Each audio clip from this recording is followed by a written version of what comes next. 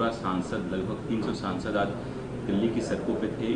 Parliament से election commission जा रहे थे अपनी शिकायतों को लेकर के, दिल्ली पुलिस ने उनको रोका, डिटेन किया। क्या कुछ कहेंगे आप इसमें? नहीं, देखिए, जब विपक्ष, करीब करीब पूरा विपक्ष देश का और विपक्ष के नेता राहुल गांधी ने तथ्यों के साथ चुनाव प्रक्रिया को लेकर अगर बात पब्लिक डोमेन में रखी है, तो कम से कम इतना तो ज़रूर बनता है कि इलेक्शन कमीशन जो बात वो कह रहे हैं उसको इन्वेस्टिगेट करे और उस पर जनता के सामने अपना पक्ष रखे।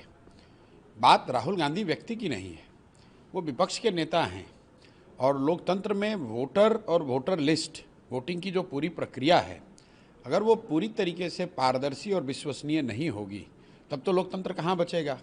तो अगर उस पर विपक्ष के नेता ने कोई बात कही है, और मैं ये बात बहुत पहले से कह रहा हूँ, जब राहुल गांधी ने महाराष्ट्र चुनाव के बाद एक आर्टिकल के जरिए इन बातों को रखा है, तब से मैं कह रहा हूँ कि आप राहुल गांधी के समर्थक हों या विरोधी, लेकिन अगर राहुल गांधी ने चुनाव प्रक्रिया को लेकर, वोटर लिस्ट को लेकर जो बातें रखी हैं पब्लिक डोमेन में, इलेक्शन कमीशन को उस पर जवाब देना चाहिए।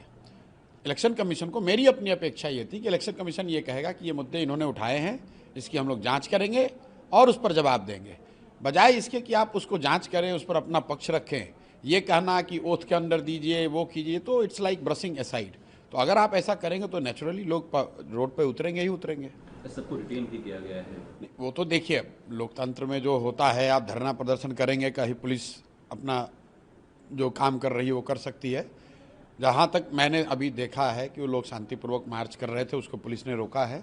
वहाँ की क्या स्थिति है मुझे मालूम नहीं है। विषय मार्च नहीं है, विषय ये है कि जब वोटर लिस्ट को लेकर, वोटिंग की प्रक्रिया को लेकर इतने बड़े पैमाने पर कोई बात रखी गई है, तो इलेक्शन कमीशन को उसका जवाब देना चाहिए। उसके पास क्या ऑप्शन बचता है? वो तो इलेक्शन कमीशन एफिडेविट मांग नहीं, ऑप्शन तो लोकतंत्र में ऑप्शन कभी बंद नहीं होते हैं।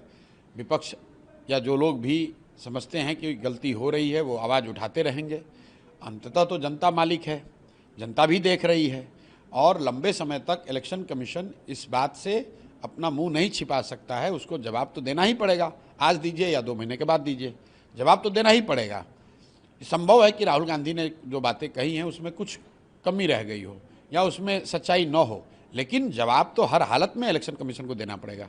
बिहार में जो 65 लाख वोट काटे गए हैं एसआईआर के जरिए, उसको लेकर के इलेक्शन कमीशन ने कहा है कि हम किसी भी क्यों काटे, कैसे काटे, इसके जवाब देने के लिए हम बाध्य नहीं। देखिए, ये जो राहुल गांधी ने बात उस दिन प्रेस कॉन्फ्रेंस में उठाई है, वो वोटर एडिशन को लेकर है। बिहार में जो एसआईआर हो रहा है, ये वोटर डिलीशन का मामला है।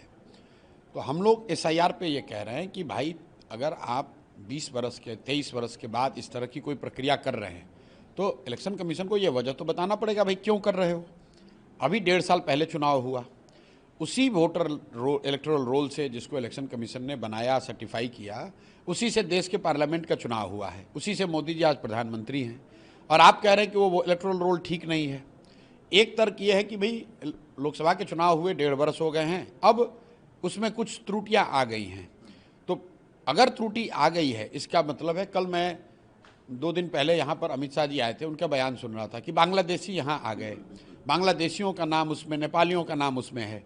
अरे मेरे भाई, तो आप गृह मंत्री के तौर पर ये कह रहे हैं कि आपकी सरकार है दिल्ली में और बिहार में, दोनों जगह, और पिछले 1.5 साल में बांग्लादेश से और नेपाल से घुसपैठिए आ गए, उन्होंने अपने पेपर बना लिए, उन्होंने इलेक्टोरल रोल में अपना नाम ऐड करा लिया, तो ये तो और भी गलत बात है। तो ये तो राहुल गांधी के बात को और बल देता है। राहुल गांधी भी तो यही कह रहे हैं कि भाई, आप जिस इलेक्शन जो इलेक्टोरल रोल है उसकी सैनिटी नहीं है, उसकी शुद्धता पर सवाल तो उठाया जा रहा है। 2 एपिक नंबर निकल रहे हैं, चाहे वो तेजस्वी यादव हों। देखिए, ये 2 एपिक नंबर जो है, इसको बहुत ज़्यादा जो मुद्दा बनाया जा रहा है, ये सामान्यतः प्रक्रिया क्या है कि आप एक जगह आपने रजिस्टर किया, आप दूसरे जगह गए, वहाँ भी बना लिया, कई बार अलग एपिक नंबर जारी हो जाता है। इसमें जो पूरा जो इलेक्टोरल रोल बनाने, रिवाइज करने, अपडेट करने का प्रोसेस है, उसमें सुधार की ज़रूरत है।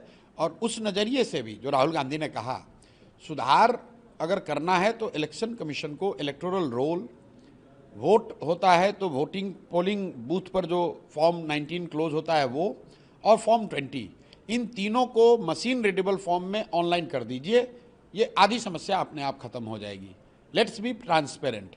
फॉर्म 6, फॉर्म 19 एंड फॉर्म 20, ये अगर तीनों चीज़ को election commission machine readable form में अवेलेबल करा दे तो हर व्यक्ति जाकर जांच कर सकता है।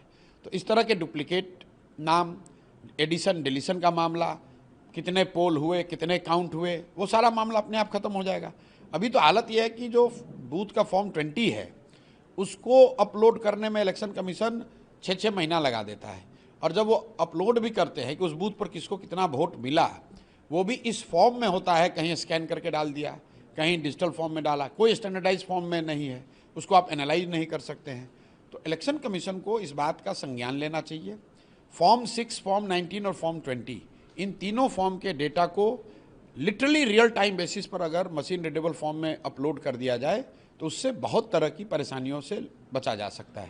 राहुल गांधी ने कहा कि हम कोर्ट में नहीं जाएंगे, मैं एक सांसद हूं और मेरे शब्द ही मेरे वचन हैं, ऐसे में मैं जनता के बीच में जाऊंगा। और हो सकता है देखिए, अब राहुल गांधी ने क्या कहा, वो राजनीतिक तौर पर इस मामले को कैसे आगे बढ़ाना चाहते हैं, ये हमारा विषय नहीं है।